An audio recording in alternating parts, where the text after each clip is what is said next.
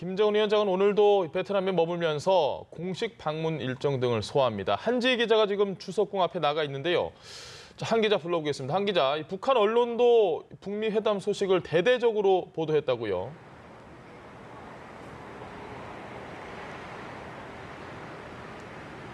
네, 그렇습니다. 북한 언론들도 일제히 북미 회담 소식을 전했는데요. 결렬과 관련된 내용은 없었습니다. 노동신문은 북미 회담 개최 소식과 더불어서 양측이 새 정상회담을 약속하고 생산적인 대화를 이어나가기로 했다고 전했는데요. 8개월 만에 회담을 위해 마주선 순간부터 이어진 친교 만찬까지 총 17장의 사진을 실으면서 대대적으로 보도했습니다. 이번 회담에 대해 신문은 미국을 비난하는 표현 없이 앞으로도 대화를 이어나가겠다는 의지를 적극 드러냈습니다.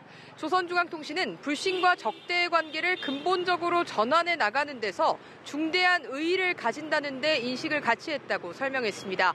그러면서 북미 관계의 발전을 위한 실천적인 문제들에 대해서 건설적이고 허심탄회한 의견 교환을 했다고 전했습니다.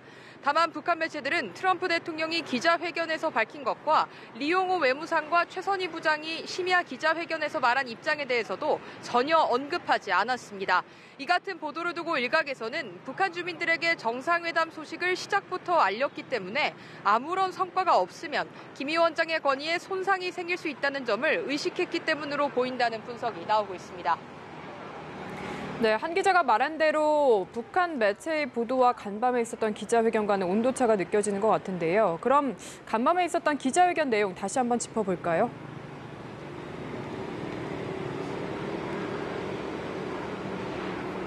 네, 그렇습니다. 북한은 현지 시각으로 0시, 그러니까 한국 시각으로는 새벽 2시쯤에 약 40여 명의 취재진을 불러 모은 상태로 빈손 회담에 대한 입장을 밝혔습니다. 이 자리에서 리용호 외무상은 우선 북한이 제재의 전면 해제를 요구했다는 미국 측 주장을 반박했습니다. 리 외무상은 북한이 플루토늄과 우라늄을 포함한 모든 영변 핵시설에 대한 폐기와 이에 대한 전문가 입회하에 참관까지 제시하면서 민생과 관련한 일부 제재 해제를 요구했지만 미국 측이 한 가지 더를 요구하며 이를 받아들이지 않았다고 밝혔습니다. 이 회견엔 최선희 북한 외무성 부상도 참석했는데요. 최 부상은 김정은 위원장이 앞으로 북미 협상에 대해서 의욕을 잃을 수도 있을 것 같다는 취지의 발언을 했습니다.